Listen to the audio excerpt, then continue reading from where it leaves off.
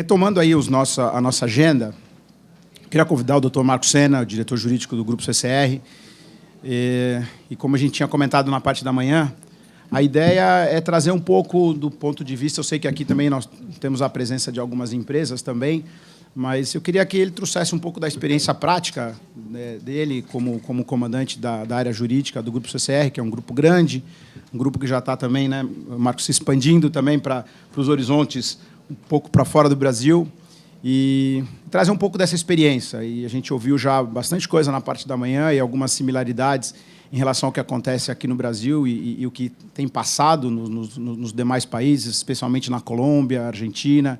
O Chile, como o próprio Eurico estava dizendo agora há pouco, é o país mais simples, né? E corajoso, inclusive, porque ter o sistema que o Chile tem e garantir uma arrecadação é uma prova de coragem, ter a mudança e as mudanças que eles estão fazendo. Óbvio que é difícil você comparar um país como o Brasil, com mais de 200 milhões de pessoas, e um país como o Chile, que são 17 milhões. A forma de administrar é bem mais simples, mas é muita gente também. Enfim, então, vou passar a palavra para o Marcos, agradecer a presença e vamos continuar.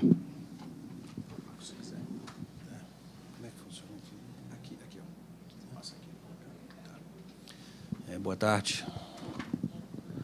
Boa tarde a todos. Em primeiro lugar, eu gostaria de agradecer muito o convite. Nós do Grupo CCR... Posso tirar? Nós do Grupo CCR, vou preferir. Senti muito honrado com o convite. Na verdade, é até um convite interessante, porque eu estou aqui pela empresa, né? Estou falando aqui a experiência do empresário, a experiência do contribuinte. Fiz questão, inclusive, de ressaltar que a minha análise do sistema tributário brasileiro vai ser sobre esse prisma. E, ao mesmo tempo, queria me desculpar com a organização e com vocês também por não ter podido estar aqui na parte da manhã, mas nós estamos com uma série de reuniões e eventos na empresa e eu não tive como me afastar. Então, infelizmente, eu perdi a oportunidade, inclusive, de ouvir o que eu gostaria muito, que é exatamente sobre o sistema tributário do Chile. Sistema simples e eficaz. Mas eu vou ver se eu consigo roubar essa apresentação para que eu possa ter acesso a essa informação. Como o Farinelli disse, o Grupo CCR é um grupo que já está num porte bastante razoável. Nós somos, essencialmente, prestador de serviço público, né? Nós temos concessões, inicialmente, de rodovias. Hoje, nós temos também metrô, aeroportos e barcas. E temos também algumas empresas de serviço. Então, inclusive, eu queria ressaltar que o que nós vamos colocar aqui também tem muito a ver com a nossa realidade. A maior parte das nossas empresas, por exemplo, não recolhe ICMS, a não ser em situações muito específicas. Já algumas empresas de serviço nossa e uma empresa nossa de telecomunicações já tem uma grade tributária diferente. Mas, de toda forma, então, o grupo tem essa expertise em concessões e realmente já começamos um processo de internacionalização ainda bem inicial. Estamos com 3 aeroportos no exterior e temos uma ideia de talvez prosseguirmos nesta linha, mas não necessariamente como uma meta exclusiva. Nós entendemos que a infraestrutura do Brasil é extremamente desafiadora, há necessidade de muito investimento, então, o nosso foco principal é Brasil, de fato. Exatamente por isso, por nós estarmos entrando na área internacional há pouco tempo, eu não trouxe aqui nada sobre o sistema tributário desses países que nós estamos, que é Costa Rica, Curaçao e Equador, porque eu ainda não me senti confortável, seguro, para fazer uma análise crítica sobre esses sistemas. Nós estamos com um trabalho, talvez, numa outra oportunidade, eu terei um prazer de trazer aí os nossos comentários sobre esses outros sistemas. O nosso foco é mais Brasil, de fato.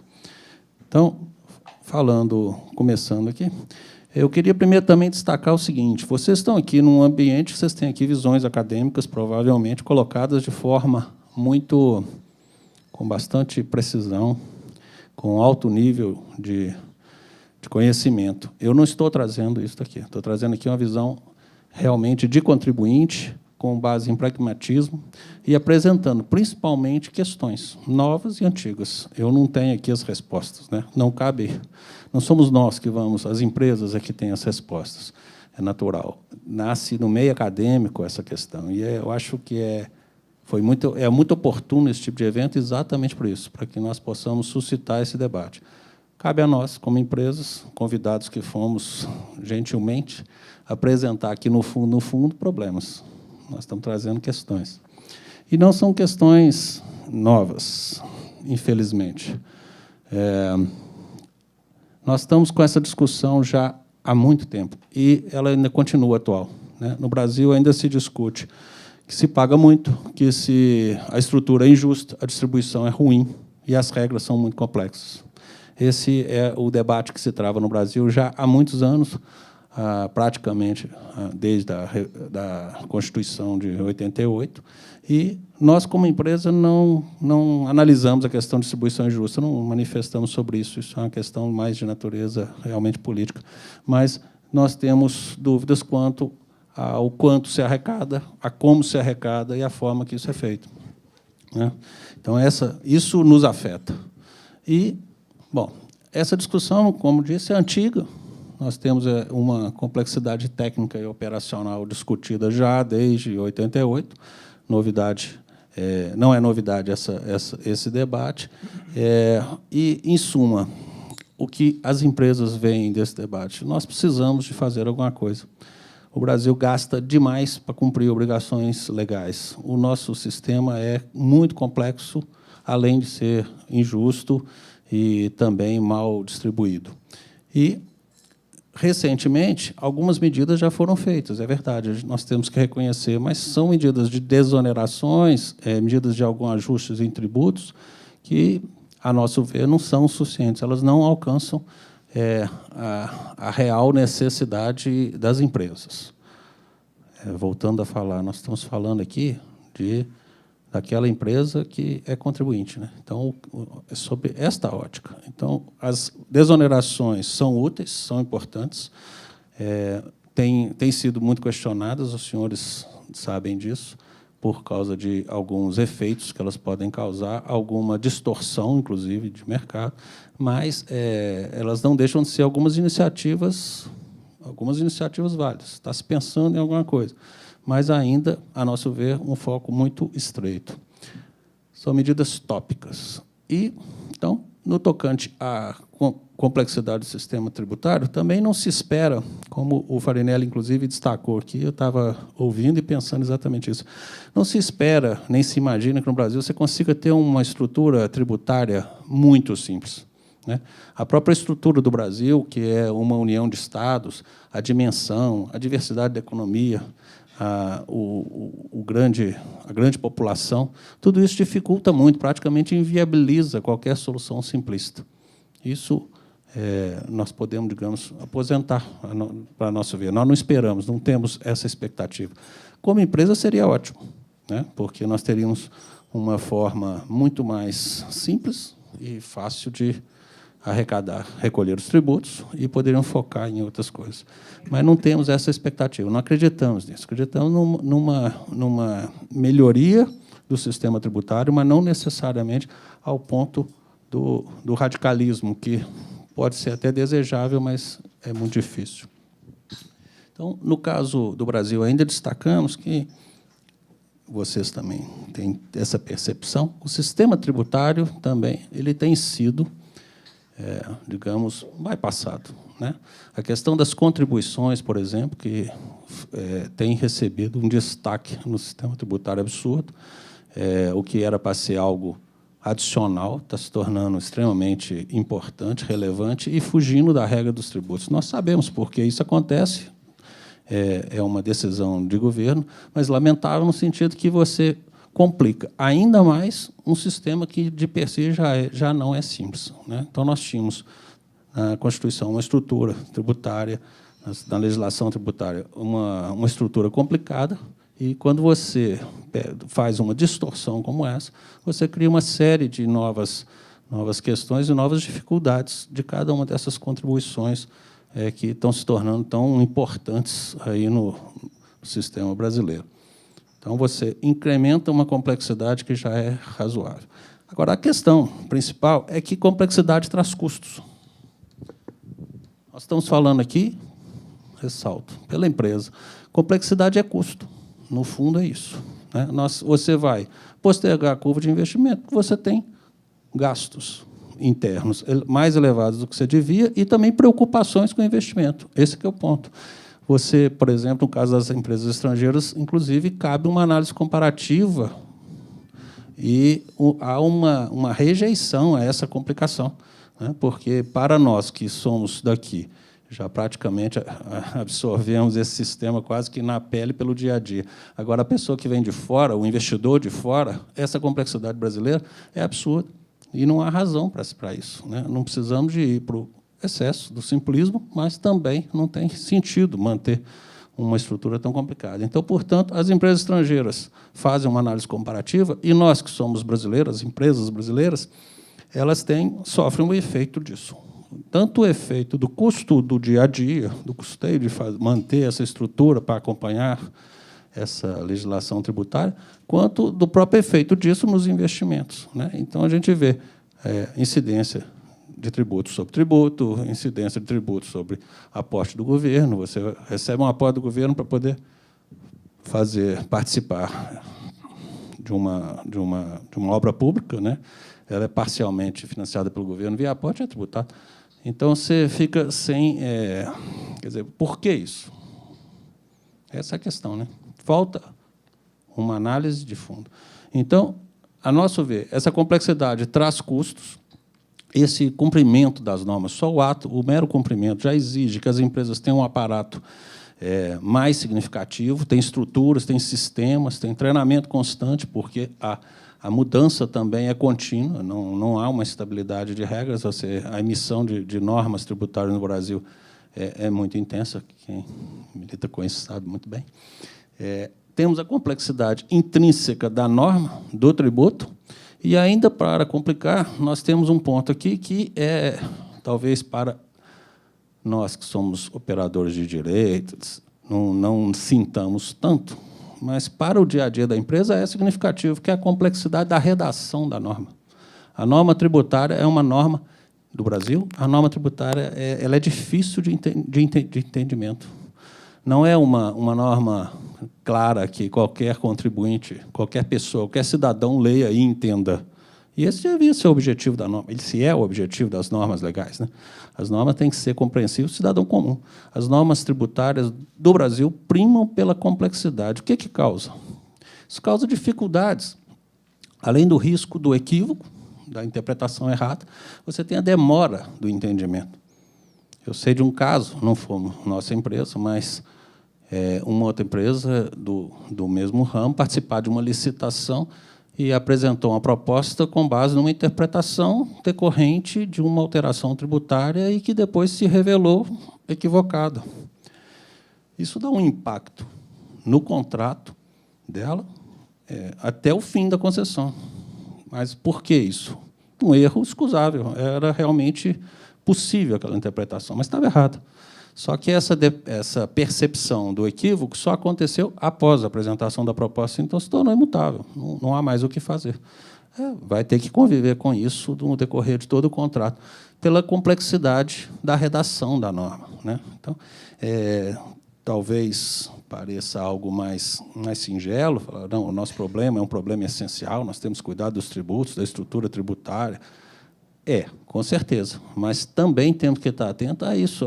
Deveria haver um movimento, um aprimoramento da redação das cláusulas, da redação dos artigos legais, porque o nível de complexidade é desnecessário. Então, como disse, elas deveriam ser inteligíveis para todo cidadão. Em suma, a situação hoje que podemos colocar é um gasto significativo de energia em custos, que deveria estar focado no negócio, e a área fiscal da empresa passa a ser um ponto de atenção. A área fiscal da empresa é além da sua dimensão normal. Você tem que ter uma atenção especial com a área fiscal, porque ali pode acontecer problemas que podem afetar efetivamente a performance da empresa. É um fato notório. E nem por isso nós estamos aí mais próximos de uma solução. Vocês devem estar pensando, bom, tudo bem, está dizendo tudo que eu estou cansado de saber, né? É verdade, mas eu vim cá para dizer para vocês o seguinte, é isso mesmo, para a empresa, é isso que nós sentimos e é esse o impacto dessa questão tributária.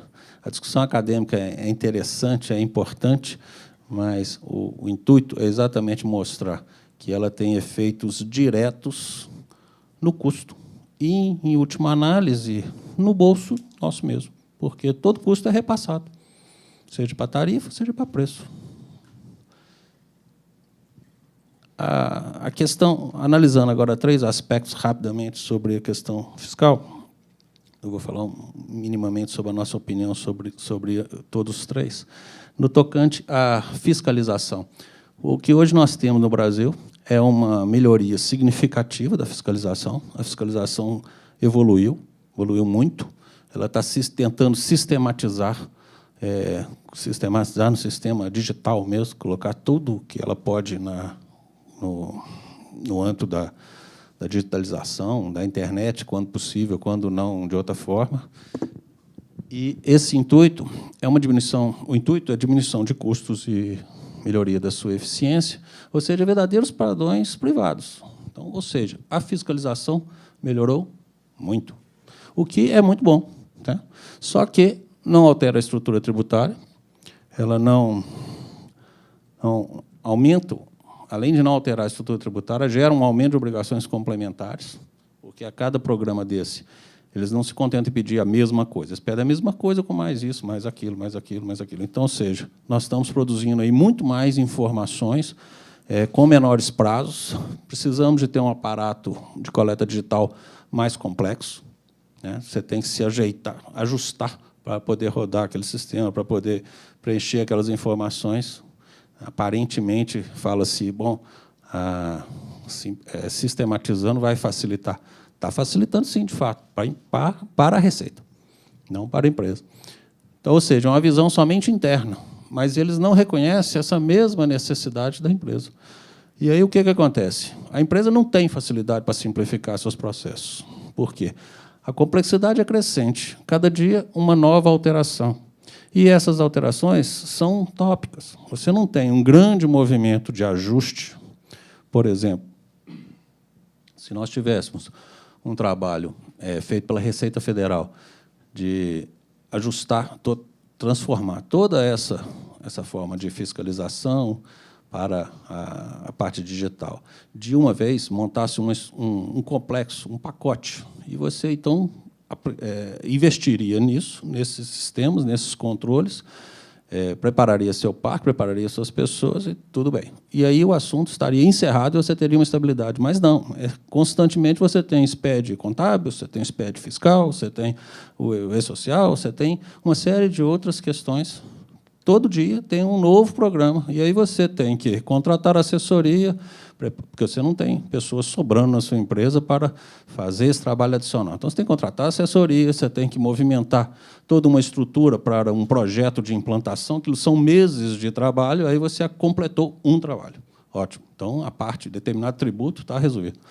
Não está. Aí vem o segundo tributo, e aí você começa de novo. Contrata consultoria, contrata isso, faz aquilo, monta o projeto, instala o segundo. Aí eles resolvem alterar o primeiro. E, concomitantemente, eles soltam o terceiro. E aí nós passamos em estado de implantação de sistemas. Isso é custo. Bom, e a Receita, o que ela está olhando? Ela está olhando o seu endereço. Ela está preocupada com a sua fiscalização. E não está permitindo que as empresas façam o que ela mesma quer fazer, que é sistematização, simplificação para fins de custos. Ela está impondo a nós os custos dela. Na área estadual, aí a situação já é um pouco mais complicada, porque vocês que militam sabem muito bem disso. A diversidade é muito grande. Então, você tem, de estado para estado, uma mudança enorme. tanto da legislação, né, nós somos uma união de estados, não somos um estado único, mas também da forma de fiscalização. Então, você tem que se adequar a cada um dos critérios. Então, por exemplo, nós agora acabamos de ganhar, recentemente, uma licitação da concessão da rodovia no Mato Grosso do Sul. E no Mato Grosso do Sul, pensando na venda por internet, eles criaram lá uma exigência tributária, só que, da forma como redigida, ela alcançou também a nós, que iríamos fazer aquisições de equipamentos, produtos aqui em São Paulo, e levar para lá. Nós estávamos numa startup, eu preciso montar a empresa, não tem outro caminho, senão levar daqui. E todos os nossos caminhões começaram a ser barrados como é que chama isso? Na fiscalização de fronteira. Fiscalização de fronteira, todos os caminhões barrados. Por quê? Porque, a rigor, nós estaríamos infringindo aquela norma que, na verdade, não se dirigia a nós, dirigia a mercado de internet. Então, foi necessário todo um trabalho da Secretaria de Receita do Mato Grosso do Sul para sair lá um documento, enfim, algo que nos resolvesse o problema. Então, você se defronta com essa situação. Quer dizer, a cada estado é uma situação diferente e com uma flexibilidade muito grande. Só para complementar, no caso do Mato Grosso do Sul, não sei se alguém aqui é mato-grossense, se for, desculpe, é uma crítica construtiva. Mas esse decreto do Mato Grosso do Sul era baseado num convênio que foi julgado pelo STF e que foi derrubado pelo STF. Só que o STF não falou do decreto. Então, consequentemente, o Mato Grosso do Sul achou que poderia continuar cobrando o decreto. Só que o decreto tinha como base o convênio que foi derrubado pelo Supremo. Aí foi necessário, enfim, toda uma série de tratativas para poder resolver uma coisa simplíssima, que é passar um caminhão de computadores daqui para o Mato Grosso do Sul para instalar numa empresa. Esse é um problema sanado. Só que você se defronta com ele em todos os estados. Cada estado tem sua mecânica, sua lógica, etc. No tocante à fiscalização. No tocante ao interesse deles, aí, curiosamente, eles têm conseguido fazer alguns movimentos bastante interessantes, totalmente apartidários. E aí você não tem preocupações de saber se o Estado é governado por qualquer partido político. Eles atuam de forma bastante homogênea nos grupos, integradíssimas, então, a atuação totalmente apartidária. Quando são iniciativas conjuntas no âmbito deles, para seu próprio interesse. No nosso âmbito municipal, nós temos concessionários de rodovias, recolhem ISS. Então, nós temos que nos relacionar com municípios. Aí a situação é mais catastrófica ainda, porque você tem desde o município de São Paulo, que é organizado, que parece até um estado, até município que você tem que ir à prefeitura para que eles emitam um documento de arrecadação para você ir ao banco X, para você recolher o ISS, e depois você tem que entregar o comprovante lá. Nada em sistemas, nada de forma alguma, é manual. Você tem que ir no guichê para emitir um documento de arrecadação, ir ao banco pagar, e depois retornar para fazer a comprovação. Então, assim, o que acontece com uma empresa do porte da nossa? Você tem que conviver desde o século XXI até o século XX ou XIX, não sei.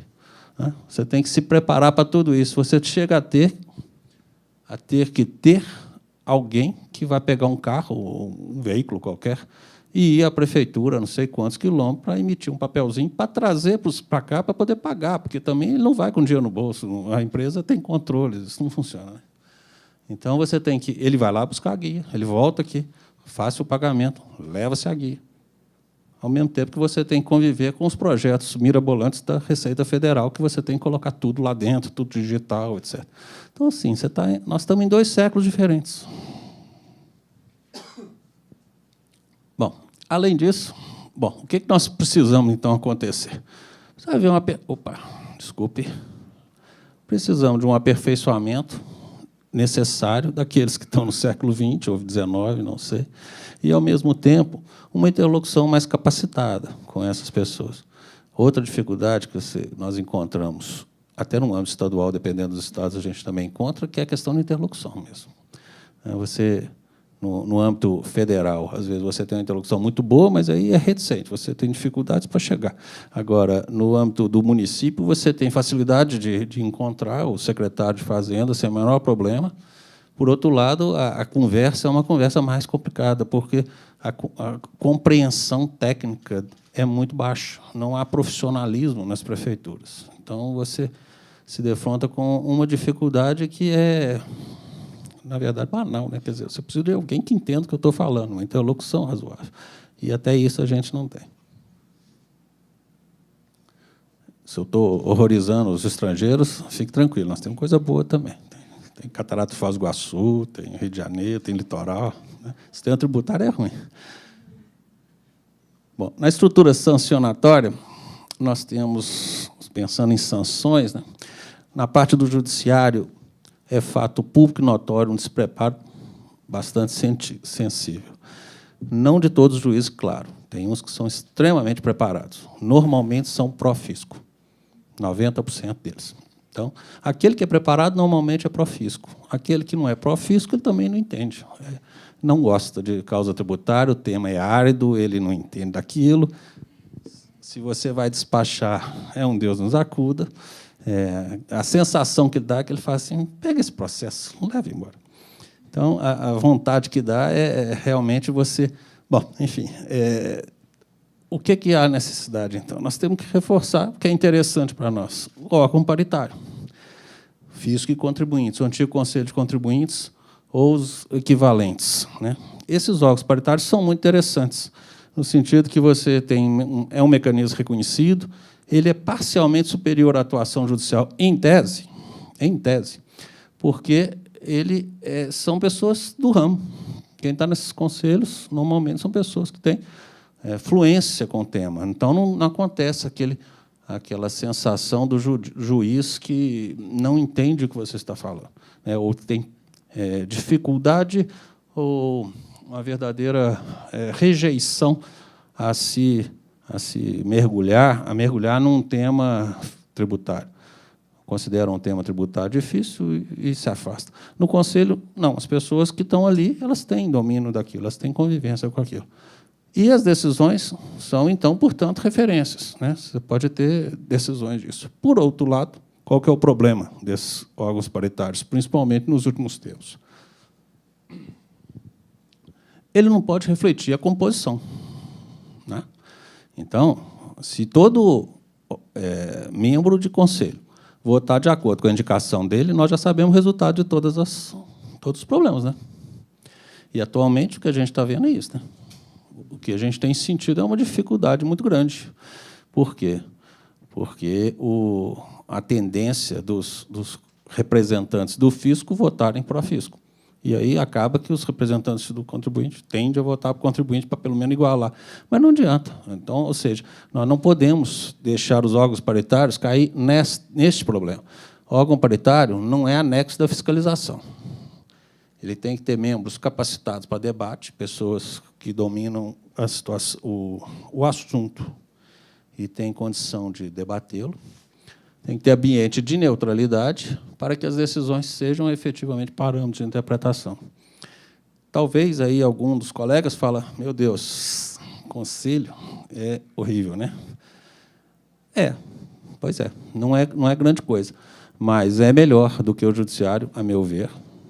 E, se ele adotar essa forma de agir, ou seja, se o conselho tiver um ambiente de neutralidade razoável, ele tem grandes vantagens sobre uma ação judicial, que demora, que não tem solução, que você vai lidar com juízes que não estão, às vezes, não estão afeitos ao tema e que não têm interesse por ele também. Então, no fundo, por outro lado, o que a gente sente que é a pressão do fisco sobre os representantes tem que ser entendido. Eles têm que entender, o fisco tem que entender que, na verdade, o que ele vai fazer é dificultar muito a atuação do conselho e as pessoas vão se afastar dos conselhos, elas vão judicializar as questões. Simples assim. Se o conselho for sempre 4-4, for sempre o mesmo placar, consequentemente, vale o voto de qualidade, bom, então não adianta ir lá, eu vou ter que ir para o judiciário. Ou seja, o conselho livre, o conselho com autonomia, com um índice de neutralidade razoável, é de interesse público, no sentido que ele resolve os problemas do fisco, da fiscalização, ali, na área administrativa. Não deixa que a questão seja judicializada, que para o fisco também não é interessante, ele vai ter uma demanda enorme, um tempo enorme, uma falta de solução. Então, a percepção do fisco em relação aos conselhos está equivocada. Ela precisa de ser mais compreensiva da necessidade do conselho ser efetivamente um órgão autônomo, um órgão com autonomia e liberdade de decisão, sem essa pressão muito forte no sentido de votar pró-fisco.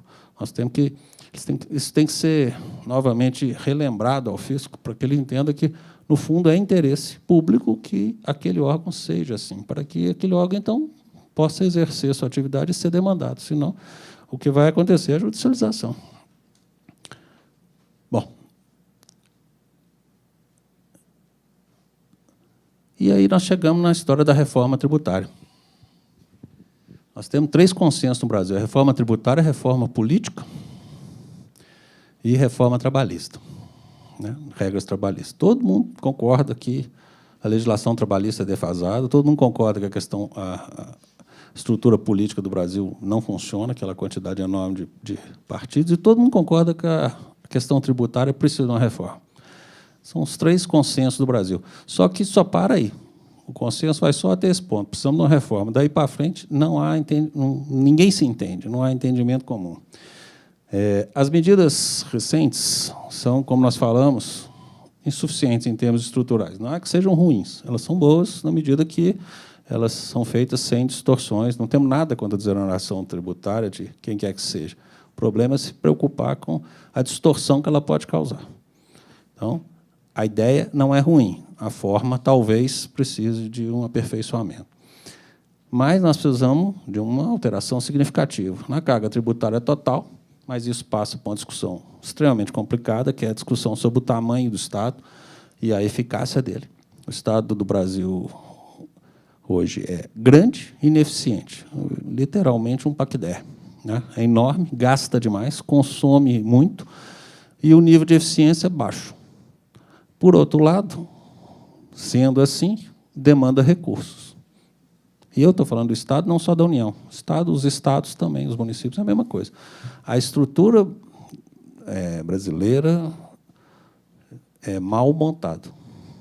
Além disso, aparentemente, não estou fazendo crítica a ninguém, estou falando, inclusive, de todos os estados, municípios e União, aparentemente não é tão bem gerida, porque o nível de arrecadação é muito elevado, isso é público e notório, e, ao mesmo tempo, a situação de caixa é sempre crítica.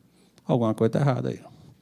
Ou houve um excesso de obrigações para o Estado, ou houve algum problema de gestão pouco eficiente, não mais que isso, ou alguma coisa nós temos que pensar, né?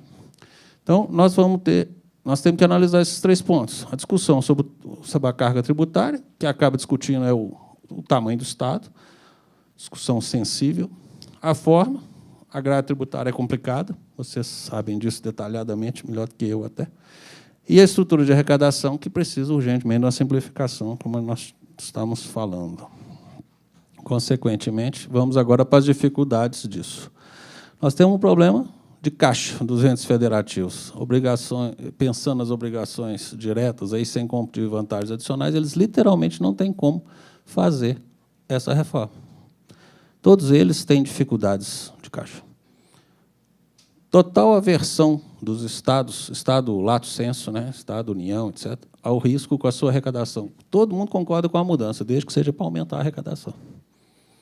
Mas aí não dá, né? Nós precisamos fazer uma reforma para ajustar a arrecadação, e não para aumentar a arrecadação. Só que, se você coloca no debate, imediatamente começa. E aí, no final das contas, toda medida que começa, né, do imposto único até contribuições variadas, é sempre assim, começa como algo bom, e toma PIS/COFINS de 3,75, vira 9,75, você pode aproveitar crédito, mas cadê o crédito, né? Enfim, toda medida começa a ser feita com um discurso muito bacana, mas, no final das contas, aumenta a arrecadação. Essa é uma visão curta, com todo respeito aos envolvidos aqui. Eu quero destacar isso aqui por causa disso aqui. Ó. Vamos lá. Hein? Nós, com todo respeito aos envolvidos, nós achamos que a visão é curta, porque se desconsideram os benefícios adicionais de uma simplificação, de uma reforma tributária, o efeito purificador disso. Imposto muito alto, ninguém quer pagar. Agora, o imposto justo, bom, aí, claro que você continua tendo problemas, porque as pessoas não são homogêneas, mas é claro que diminui essa situação. Eu me lembro bem quando eles diminuíram o número de alíquotas de imposto de renda, o número e o valor das alíquotas de imposto de renda. Já há muitos anos, não vou falar não, para não ficar ruim, né? Mas talvez vocês, vários aqui estavam estudando ainda, estudando o primário. E houve um aumento de arrecadação. Na sequência, nós tínhamos alíquotas aqui muito elevadas, as alíquotas foram a 25%, acho que 15%, 25%, e a arrecadação aumentou. Por quê? Por causa disso, o efeito purificador. Né? Esse excesso tributário é um círculo vicioso. Né? O excesso tributário induz a que haja problemas, vamos colocar assim, na arrecadação. E, ao mesmo tempo, esses problemas fazem com que, considerando a necessidade de caixa do Estado, o volume de obrigações, etc., etc., faz com que ele tenda a querer aumentar a arrecadação. É um ciclo literalmente vicioso, nós precisamos de quebrar isso. Por outro lado, nós temos uma questão política. Nós temos que ter um consenso de todos os componentes do sistema. E, se nós somos uma união de Estados, nós temos que envolver todos os Estados. A discussão do ICMS, eu não preciso nem falar com os senhores, né? Aquilo é o caos. Né? Simplesmente não tem jeito. Porque um tributo de todos os Estados, essencial para cada um deles, em que pese ter o CONFAS, é uma luta, literalmente é uma guerra de foice. Então, a reforma tributária ideal seria mexer na estrutura, que hoje é deficiente, complexa, cara, ineficiente, fazer uma composição tributária mais eficiente, mas, para isso, nós precisaríamos fazer um rebalanceamento de obrigações parcial, fazer uma revisão dessas obrigações. É aquela discussão do tamanho do Estado. O Estado precisa ser desse tamanho? Ou então, ele vai ter que ser caro. Tem que ter parâmetros de gestão, obviamente, absolutamente rigorosos, mas que se nós queremos que o nosso discurso, que é similar ao da Suécia, seja eficaz, ou seja, se nós queremos dar tudo aquilo que a Suécia dá, tudo aquilo que a gente diz que quer dar, que é muito próximo num país desse tipo, então nós temos que arrecadar muito. O imposto vai ser alto mesmo, não tem jeito. Claro que ele tem que ser bem gerido, etc., mas ele vai ser alto. Nós temos que ter essa conversa no Brasil, essa discussão no Brasil. O que nós queremos? O que o Estado quer? Agora, se nós não queremos isso, ou se nós achamos, seja porque nós achamos que a gestão não é boa, seja porque nós não temos esse interesse de fato, então nós podemos baixar tributo. Agora, não dá para baixar tributo mantendo as obrigações. Não existe almoço grátis. Né? Não, essa é uma brincadeira antiga, mas é verdade. Então, precisa de um rebalanceamento dessas obrigações. Uma estrutura mais simples para ter maior eficácia e com uma retirada de alguns efeitos negativos tributários, aí, algumas coisas, alguns tributos que incidem uns sobre os outros e que geram aí distorções no sistema. Nós temos que tirar isso tudo, limpar essa grade tributária. As dificuldades estão ali, vocês já leram. Situação dos entes federativos, ausência de folga orçamentária. Não tem nenhum Estado que pode dizer eu posso abrir mão de 5% da minha receita. Todos eles estão pagando dívidas financiadas junto à União. Então, ninguém tem folga orçamentária. Agora, como é que nós vamos fazer isso? Redução tributária, redução da arrecadação tributária de entes que precisam de cada centavo do que estão recebendo. Alterações tributárias profundas. Você precisa de um amplo debate. Se você vai mexer no ICMS, trocá-lo por IVA, ou trocar por qualquer que seja o tributo, você tem que convencer todos, literalmente todos os estados da federação. Não é tarefa fácil. Cada um tem suas inclinações políticas, suas situações em casa, seus eleitores, enfim, é uma dificuldade enorme. E nós vamos passar por normas, nós vamos ter que alterar normas constitucionais, legais, e além de miríades de normas infralegais. Porque as receitas, principalmente a federal, ela tem uma quantidade enorme de atos infralegais, obviamente todos baseados em lei, exceto aqueles que não são, mas eles dizem que é também. E tudo isso teria que ser ajustado. Vocês pensam o trabalho monumental que seria um ajuste desse no Brasil. Você praticamente pegar tudo que nós temos em termos de legislação e mudar. Bom, esse é o quadro. Então, essa é a reforma ideal. Debate profundo, alterações constitucionais, revisão de obrigações, responsabilidades, uma agenda política. Se a gente considerar o resultado da última eleição, o país está rachado no meio. 50% pensa que a agenda do partido, do governo, do PT, é uma agenda boa. 50% acha que não é uma agenda boa, preferia outra agenda. Se entrar no meio de quem é certo, é 50% para cada lado. Fora um volume grande de pessoas que acha que nenhuma das duas agendas é boa. E, então, nós não temos aí quem não votou, se absteve, não é pouca gente, não são 2 milhões de pessoas, é um volume grande. Então, você tirar, nesse ambiente, você tirar isso aqui é muito complicado. Se você abrir plebiscito, reforma constitucional, constituinte, vai haver uma reação absurda. Se o partido do governo abrir esse debate, a reação do outro lado provavelmente vai ser ruim. Vai dizer, opa, espera aí, não quero que mude isso aí, não. Eu tenho as minhas preocupações com essa Constituição. Por outro lado, se essa proposta vier da oposição, o partido do governo também não vai gostar, porque ele vai dizer, não, espera aí um pouquinho, calma lá. Isso aqui não é assim, não. Eu fui eleito nessa Constituição, vocês estão querendo me dar um golpismo, esse tipo de coisa. Então, é uma situação delicada. Essa reforma ideal, senhores, e aí eu estou chegando no fim do que eu vim trazer para vocês. É muito interessante, importante, tem que acontecer, só não vai acontecer tão fácil. A possibilidade disso acontecer é mínima. Não vai ter. Não terá reforma tributária nos próximos anos no Brasil.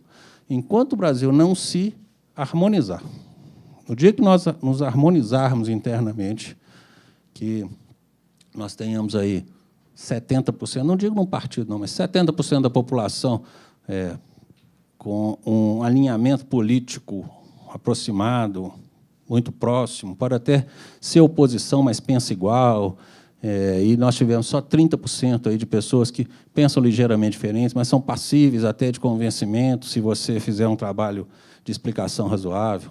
Quando nós tivermos 70% do Brasil sabendo o que a gente quer, queremos muitas obrigações do Estado, consequentemente, estamos dispostos a deixar muito dinheiro na mão dele, para ele cumprir, ou não queremos deixar dinheiro na mão dele, portanto, não queremos que ele nos dê muita coisa. Em suma, eu vou pagar minhas contas e, portanto, pago pouco imposto, ou ele tem que me dar um monte de coisa, saúde, educação, de qualidade, generalizada, e, consequentemente, precisa de dinheiro. Quando nós tivermos 70% da população razoavelmente harmonizada em relação a isso, aí nós vamos ter condição de fazer alguma coisa, fazer esta reforma grande. Então, estamos longe disso, infelizmente. O Brasil hoje não tem isso. Então, portanto, só fica aqui, reforma possível. E aí, o que eu acho que nós temos que pensar? Temos que, talvez, mudar um pouco a agenda, no sentido de que nós temos dito, naqueles consensos que nós falamos, que esse é um consenso. Nós precisamos de uma reforma tributária urgente. Uma reforma tributária urgente, ampla, geral e restrita, que contemple a mudança completa disso, uma adequação total da grade tributária, da carga tributária, etc., etc. Bom, não vai sair. Então, é melhor não perder tempo com essa agenda. Mantemos no horizonte, vamos tratar dela, mas nós temos que ter uma outra agenda de curto prazo. E aí entra um pouco, talvez, a visão do contribuinte, a visão da empresa que eu comecei com vocês. Nós somos meio pragmáticos, né? Tá bom, vai ter? Não. Se não vai ter tão cedo, então eu tenho que ver o que eu posso melhorar. E aí, continuidade de desonerações é bom? É bom, desde que sem distorções estruturais. Então, portanto, essa desoneração assim, que nasce da noite para o dia, desonerei tal setor, desonerei setor de linha branca, setor não sei do quê, esse tipo de coisa extemporânea e sem uma análise mais cautelosa é muito perigoso. Você cria distorções no mercado aí que depois são de difícil solução. Então, a ideia da desoneração é boa, a forma tem que ser pensada. Fazer debates específicos e circunscritos sobre cada coisa. Por exemplo, assim, dando um chute grande aqui, se você pegar depreciação e amortização, você consegue escrever um livro sobre isso, né? As várias possibilidades, as várias situações, etc. Será que não dá para pegar um tema como esse e tratar dele especificamente? Ou um outro tema de obrigações e acessórios qualquer e tratar especificamente? Enfim, nós temos que fazer agendas focadas, aquelas agendas objetivas. Eu tenho o objetivo de resolver determinados temas mais críticos nos próximos 1, 2 anos. E depois, na sequência, outra agenda e outra agenda. E, finalmente, um foco grande em simplificação tributária. É uma possibilidade pequena, porque a Receita não está preocupada, literalmente, com a simplificação, porque ela está simplificando a parte dela. Ela vai ficar muito bem na foto.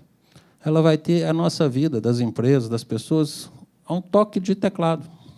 Tudo. Vai fazer todos os cruzamentos, etc. O que eu não tenho nada contra. Para mim está ótimo.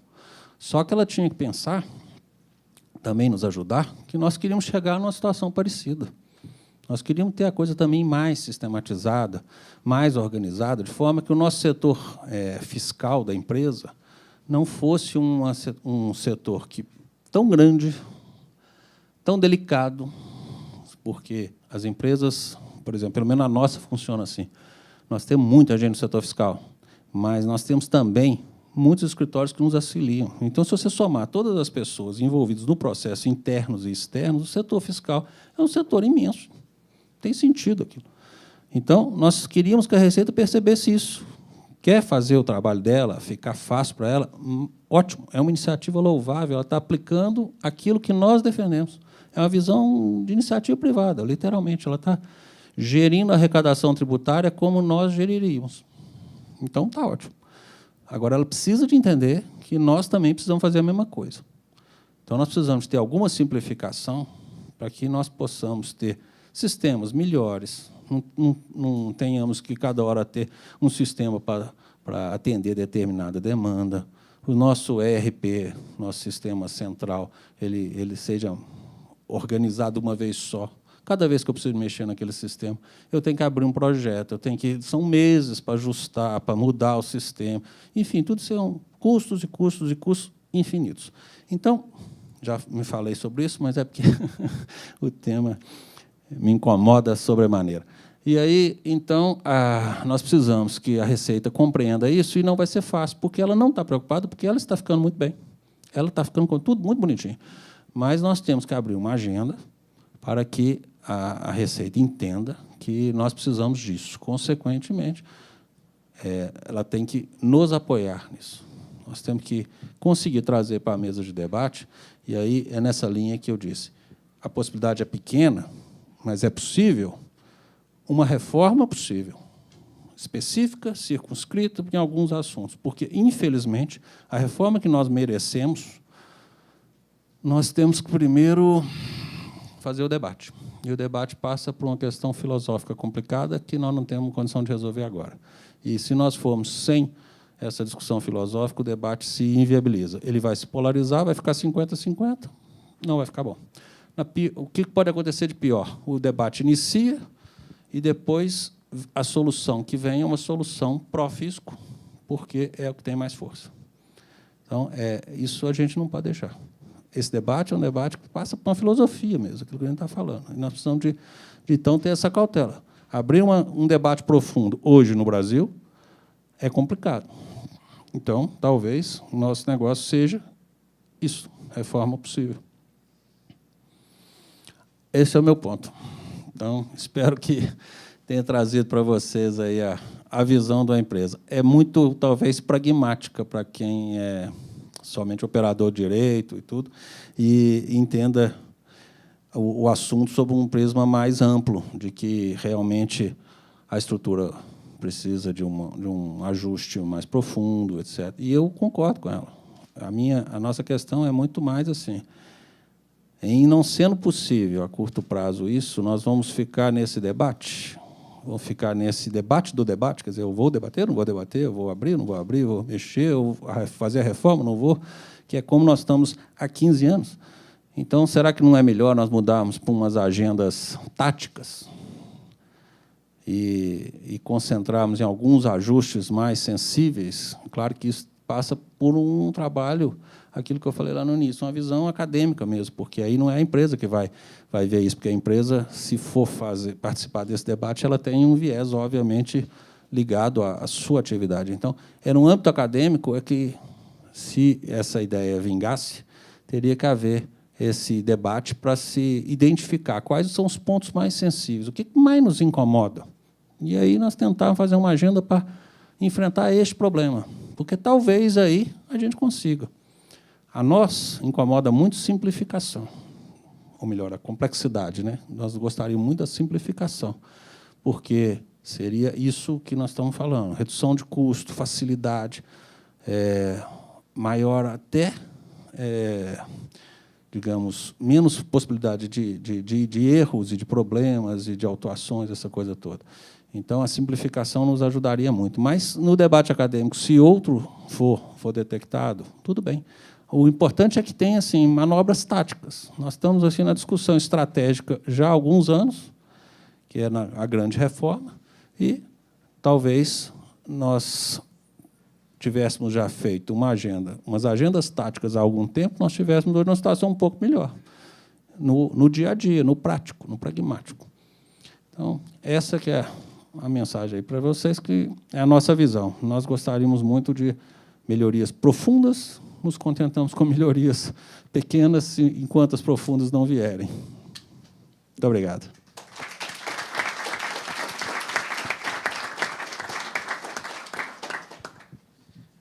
Marcos, obrigado.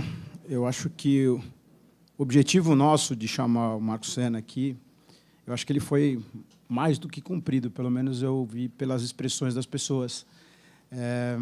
Ele retratou aqui aquilo que nós, inclusive, como advogados, também sofremos bastante, porque nos angustia, muitas vezes,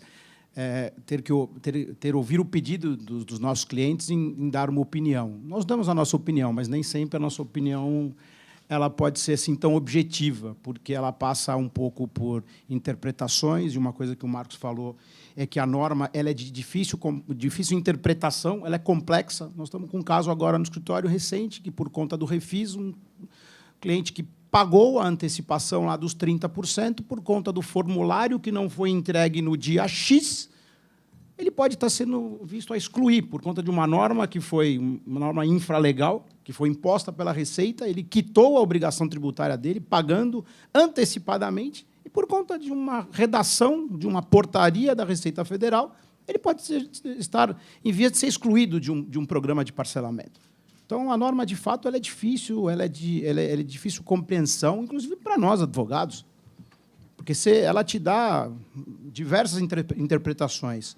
Outra coisa que o Marcos comentou aqui, que o Júlio comentou na parte da manhã, né? Toda essa complexidade ela é repassada no custo. E quem sofre somos nós, que pagamos os tributos, pagamos pelos serviços. Né? Então, isso é uma coisa que...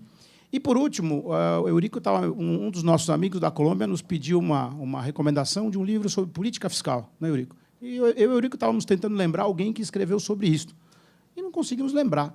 E agora um pouco caiu a minha ficha, porque eu acho que não existe uma política fiscal nesse país transparente. Desde a Constituição de 88, ela veio sendo remendada, ajustada, ampliada, cada dia mais complexa. Então, não existe o que o meu amigo lá falou. Existe um tax policy nesse país? Não existe. Então, acho que retratou bem. Eu agradeço a sua presença e a sua... Espero que... Não sei se alguém tem alguma pergunta. A gente foi além do tempo e eu assim, de propósito, não interrompi, porque eu acho que assim, a conversa estava muito boa.